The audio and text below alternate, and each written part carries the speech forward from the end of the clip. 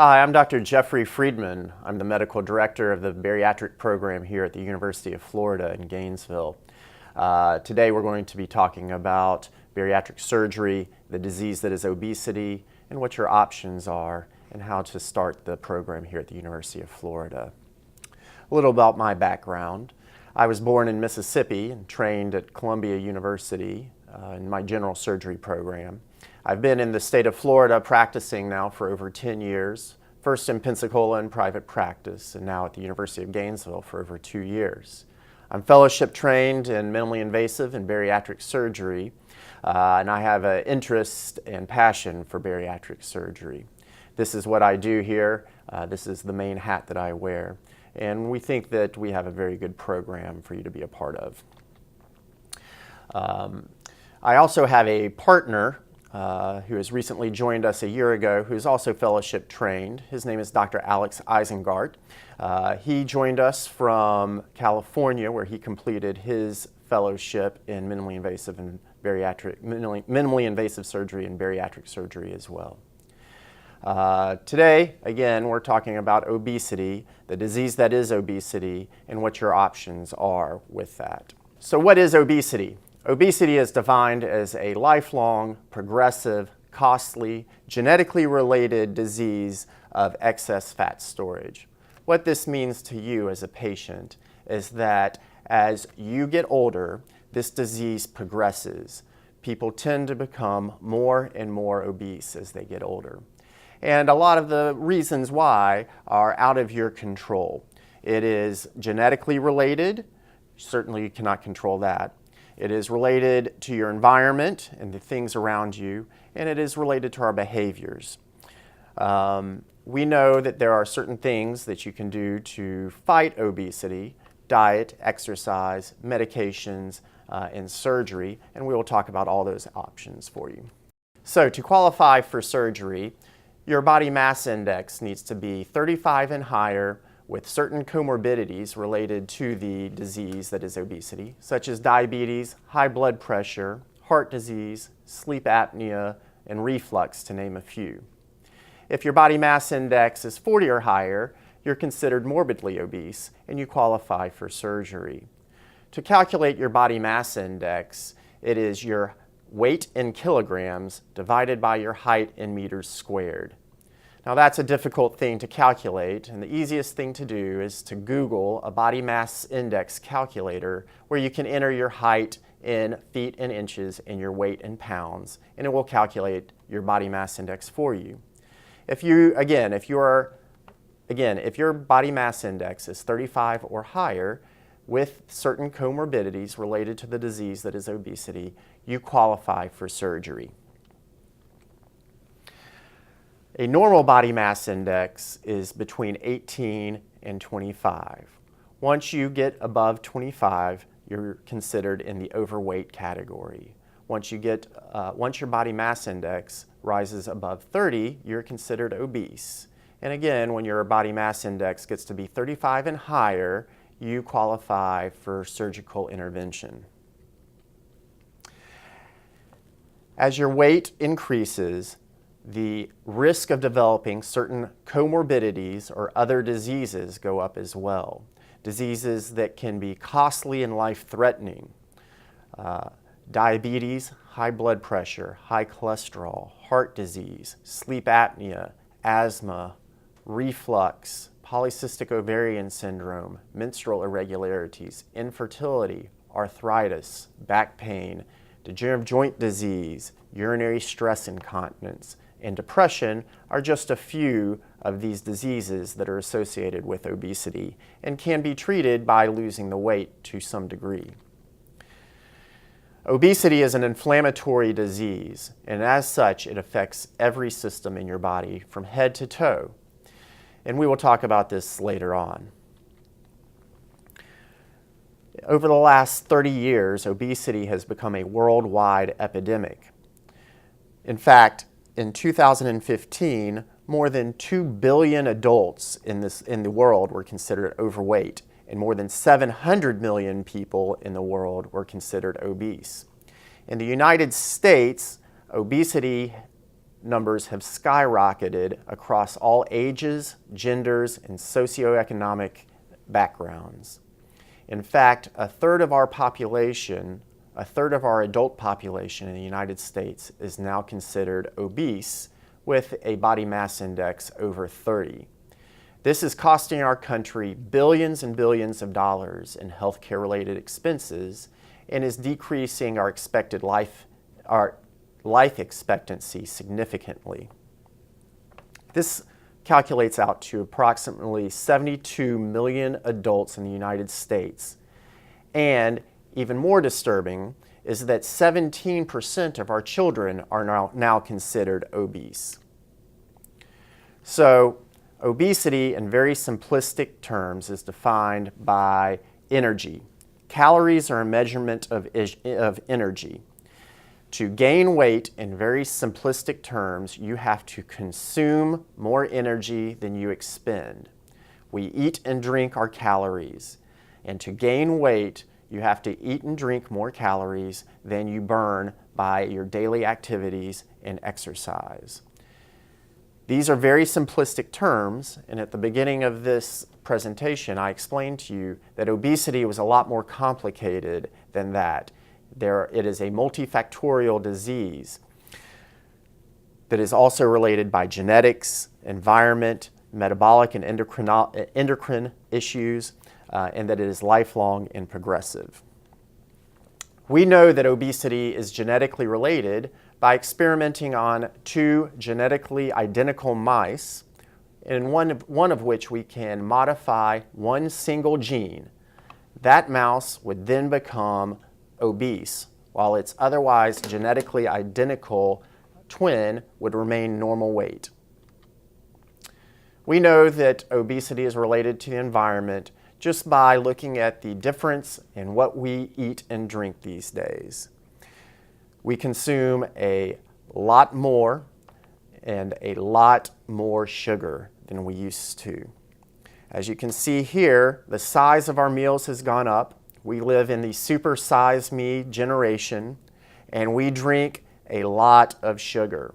All sodas have sugar in them. They are all bad for you, and they will make you gain weight. And I encourage you that if you do struggle with weight, to give up sodas and diet sodas to see what kind of difference that makes in your weight loss attempts. We are becoming an increasingly sedentary group of people as well. We are not as active as we used to be for lots and lots of reasons. You are not alone. 2/3 of the adult population in the United States are considered overweight or obese, and 1/3 of our children are considered overweight. 17% of our children are considered obese. 5% of the adults in the United States are now considered morbidly obese. The medical costs from this disease have exponentially risen over the last 15 years. In 2003, obesity cost our country approximately $75 billion in healthcare-related expenses. It is now over $150 billion. And obesity is attributed to approximately 300 to 350,000 deaths per year. That is the second leading cause of preventable deaths to tobacco.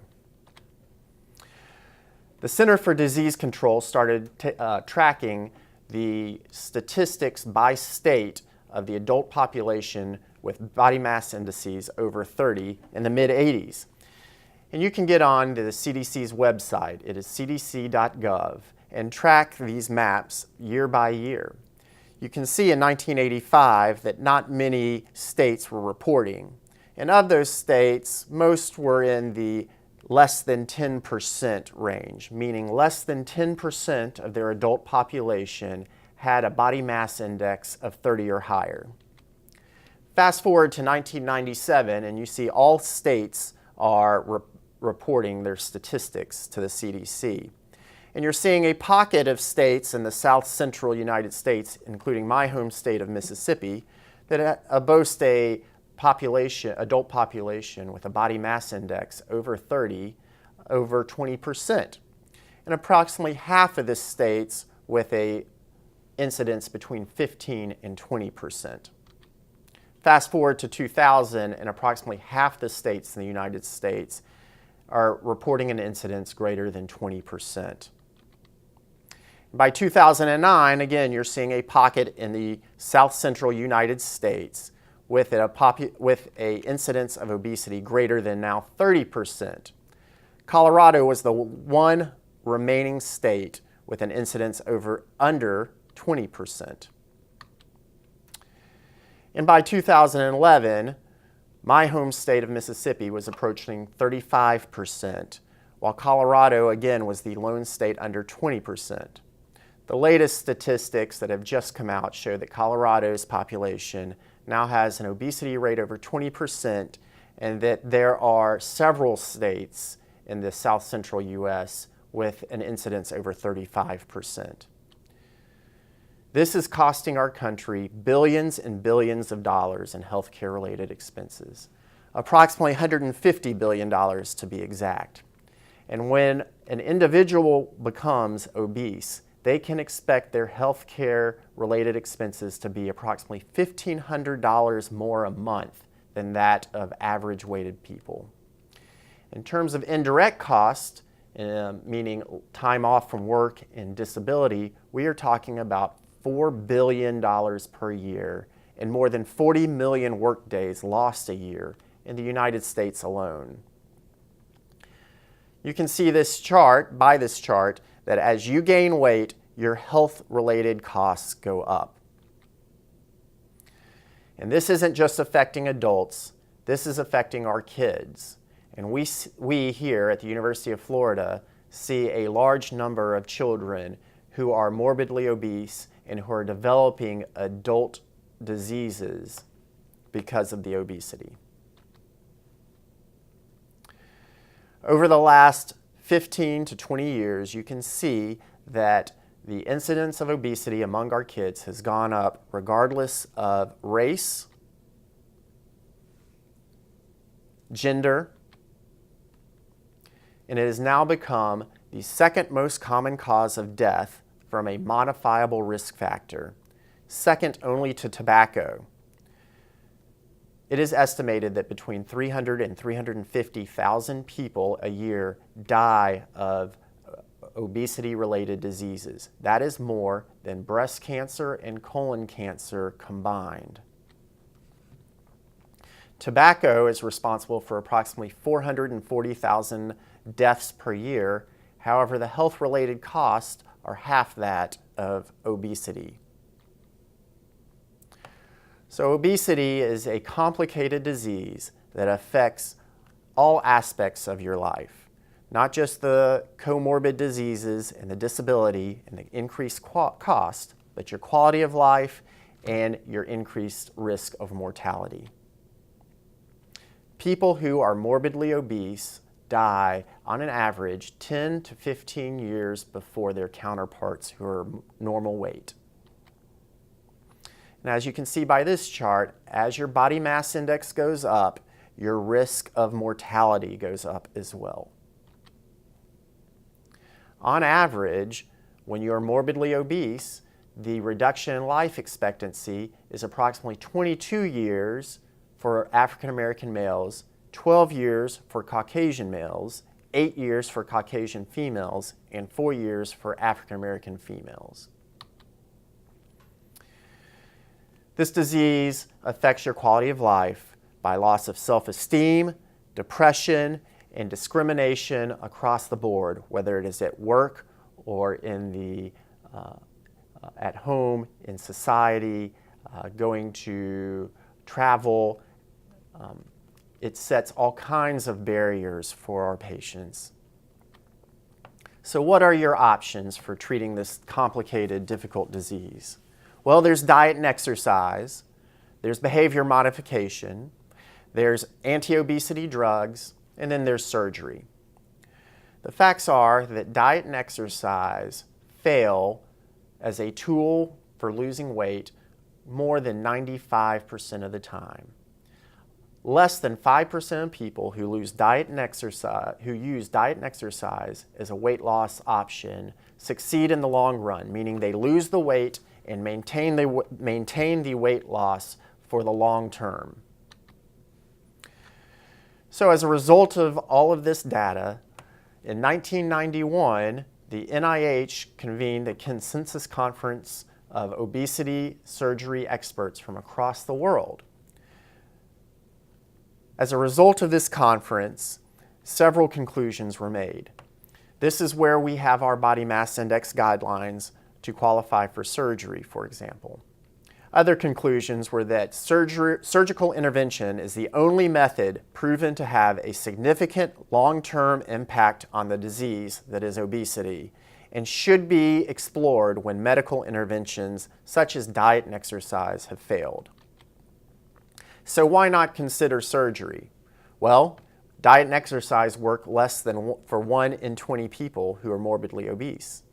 Surgery is safe and effective. The mortality rate from a laparoscopic Roux-en-Y gastric bypass is less than the mortality rate from a laparoscopic cholecystectomy, which is a removal of your gallbladder. Nationwide, the mortality rate from a laparoscopic cholecystectomy is approximately 0.2%. The mortality rate for a laparoscopic Roux-en-Y gastric bypass nationally is approximately 0.14%. And for sleeve gastrectomies, the mortality rate is approximately 0.08%. We know that having surgery and losing the weight improves your comorbidities that are associated with obesity, such as diabetes, high blood pressure, high cholesterol, sleep apnea, and reflux, and it will extend your life by approximately 10 to 15 years on average. Certainly, the benefits of surgery outweigh the risks. So, to qualify for surgery, as we had mentioned before, due to these NIH guidelines, you must have a body mass index of 40 or greater, or a body mass index of 35 or greater with the significant comorbidities that we have mentioned, such as high blood pressure, high cholesterol, sleep apnea, reflux, and diabetes, just to name a few. Certainly others can qualify as well. So you've heard me speak about obesity. What are the surgical options now?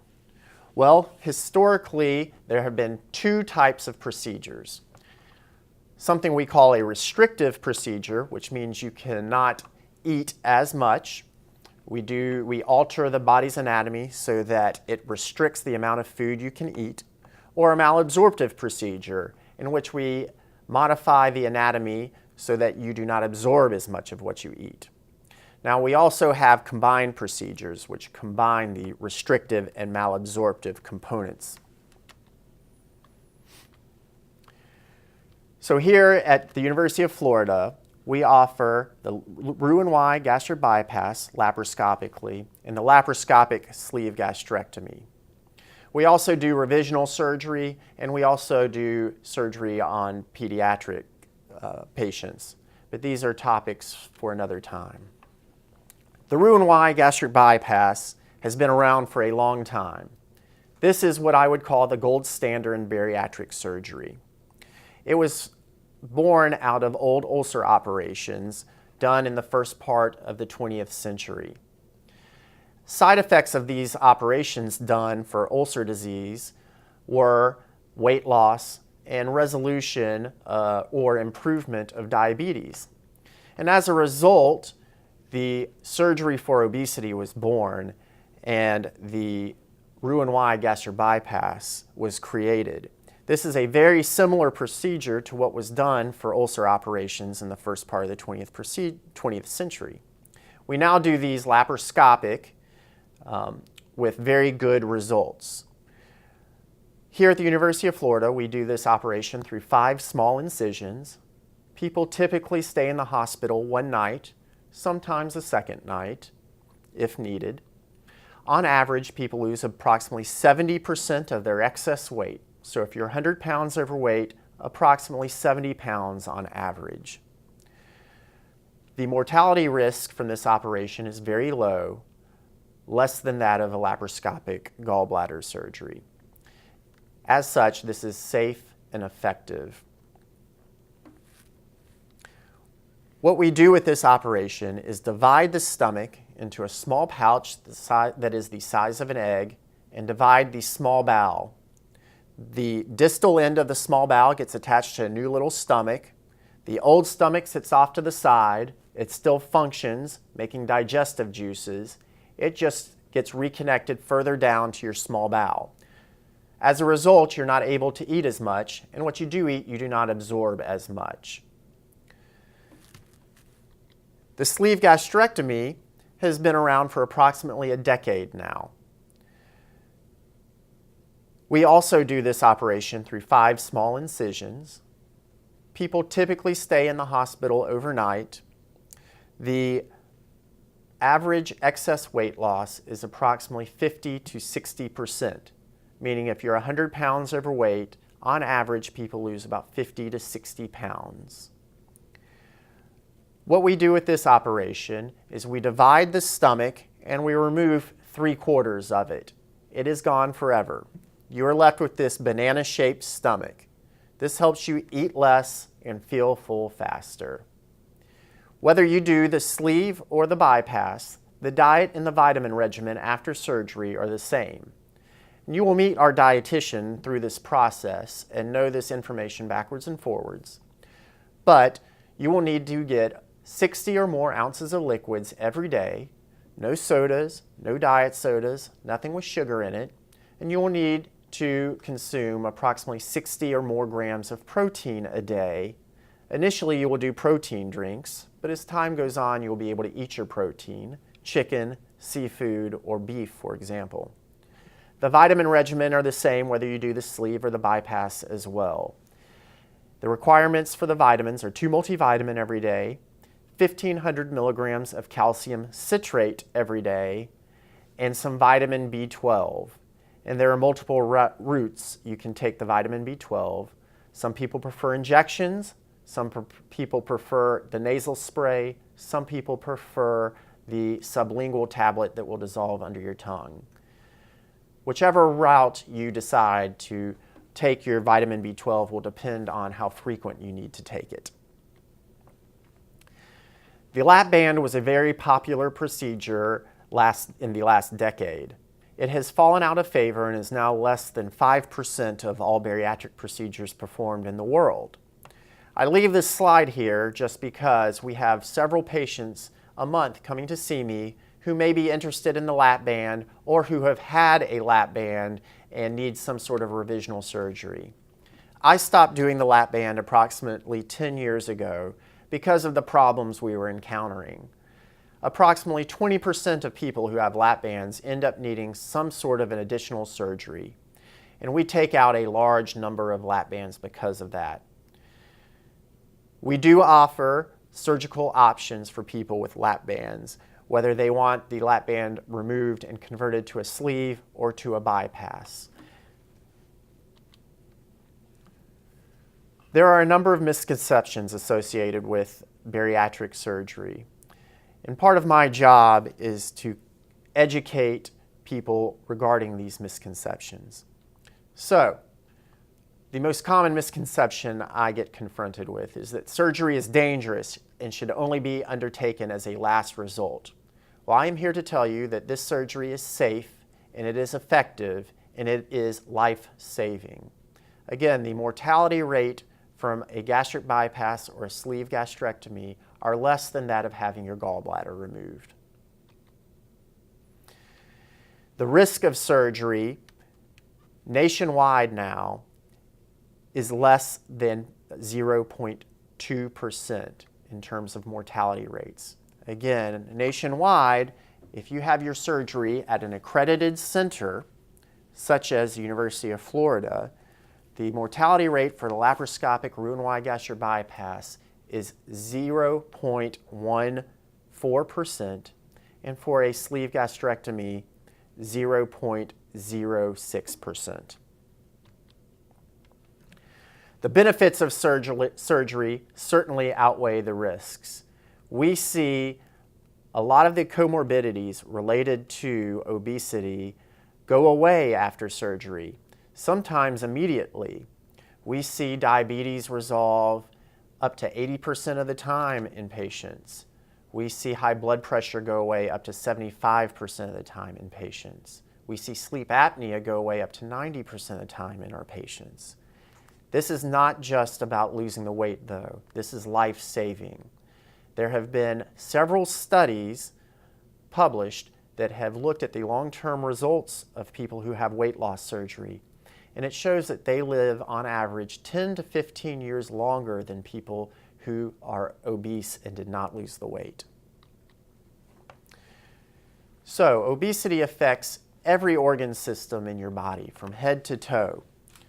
And as you lose the weight, the comorbidities tend to improve and sometimes go away. Migraine headaches go away up to 60% of the time after weight loss surgery. I get referred patients with pseudotumor cerebri very frequently. Pseudotumor cerebri is a condition where the pressure inside your head around your brain goes up. And this can result in headaches, nausea, and ultimately blindness. Weight loss is a treatment for this disease. And we see pseudotumor cerebri in our morbidly obese patients go away up to 95% of the time after weight loss surgery. We have talked about the obesity and how it has affected your heart. Whether you have high blood pressure or high cholesterol or even heart failure, losing the weight can improve any and all of those symptoms. In fact, we do surgery on patients with end-stage heart disease here and left ventricular assist devices just to help them lose the weight so that they can get their left ventricular assist device removed and receive a heart transplant. In terms of your lungs, the obesity makes it difficult for you to breathe, causing sleep apnea, asthma, and other restrictive type lung problems. We see these problems go away up to 90+% of the time after you lose the weight. Heartburn and reflux is an interesting topic because with the laparoscopic Roux-en-Y gastric bypass, the reflux tends to go away up to 95% of the time. With the sleeve gastrectomy, sometimes people can develop reflux or their reflux can worsen, and it is very difficult for us to predict. The reason being with the sleeve gastrectomy is that we take your stomach, which is like a sack, and turn it into a small tube. The pressure inside that tube can go up, and as a result, patients can get the sensation of reflux. Diabetes is a very important thing to talk about. A lot of our patients are diabetic. If you are a non-insulin dependent or type 2 diabetic and you have a gastric bypass, you have about an 80% chance of the diabetes going away in the first year. The numbers are very good with the sleeve gastrectomy as well, but not quite as good as the gastric bypass, certainly as time goes on. Urinary stress incontinence, polycystic ovarian syndrome, menstrual irregularities, all of those problems tend to improve or go away as you lose the weight with either of these surgeries. We see people with debilitating back pain and joint pain who are unable to walk without a walker or must use a chair for their activity. Once they lose the weight and there's not as much pressure on their back or joints, they are able to become much more active and are not dependent on walkers and chairs to get around. I mentioned before that obesity is an inflammatory disease, and because of that, your risk of developing certain cancers goes up when you're obese. Esophageal cancer, stomach cancer, pancreatic cancer, colon cancer, breast cancer, ovarian cancer, just to name a few. Your risk goes up of developing all of those cancers as you gain the weight. Once you lose the weight, the risk goes back down. So these are all important benefits of the weight loss surgeries that we are talking about, and all part of the reason why it extends your life on average 10 to 15 years. Other benefits of surgery include a reduction of medications. Certainly, we want you off as many of the medications as you can safely be off. That will save you money in the long run. Other misconceptions are that results do not last. I can tell you that that is not true. This is a durable operation, whether you do the sleeve or the gastric bypass. And on average, approximately 10 to 15% of people who have surgery regain their weight. There are things you can do to prevent that from happening. Typically, weight regain is caused by people who fall out of their program and get back into bad habits. The people who stay in their program for the long run are the people who lose the most weight, have the most success, and maintain their weight loss for the long run. And if you come to see me, I will see you as my patient for the rest of your life, as long as you want to come and see me. We think that is very important for your success. So here at the University of Florida, we think that obesity is a complicated disease. And as such, we have an army of doctors helping us and assisting you in fighting this disease. I am Dr. Friedman. I'm the medical director here. I briefly talked and introduced my partner, Dr. Isengard. He is also fellowship trained in bariatric surgery. We are who you will meet in clinic when you are coming for new patient appointments and seeking information. Along the way and along your journey in our bariatric program, you will meet a number of other people. Tammy Lux is our physician assistant. Gwen Haas is our nurse coordinator. Kyle Hazen is our dietitian who is dedicated to this bariatric program. Stephanie Stevens is our clinical coordinator, and Tina Adams is our insurance specialist.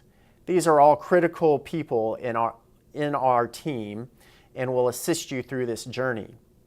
You will also meet our clinical psychologist, Dr. Lisa Clifford, and will have the opportunity to participate in several exciting research studies that we have ongoing.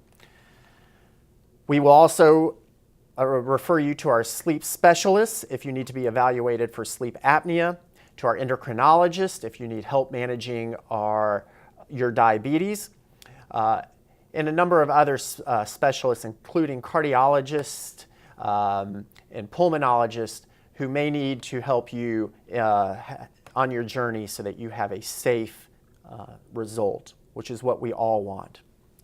So, to qualify for surgery, again, your body mass index must be 40 or higher, or you must have a body mass index of 35 or higher with some of the health problems which we have mentioned earlier.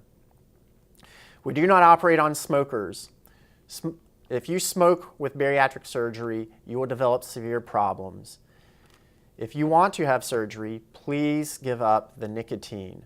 No tobacco, no nicotine, no vaporizing. You will have problems after surgery if you do those things. You may need to have documentation of prior weight loss attempts in order for your insurance company to approve your operation. This may involve a 6-month physician-supervised weight loss trial. That is dependent on your insurance and is policy to policy in some cases. We will certainly help in determining whether or not you have the 6-month physician-supervised weight loss trial.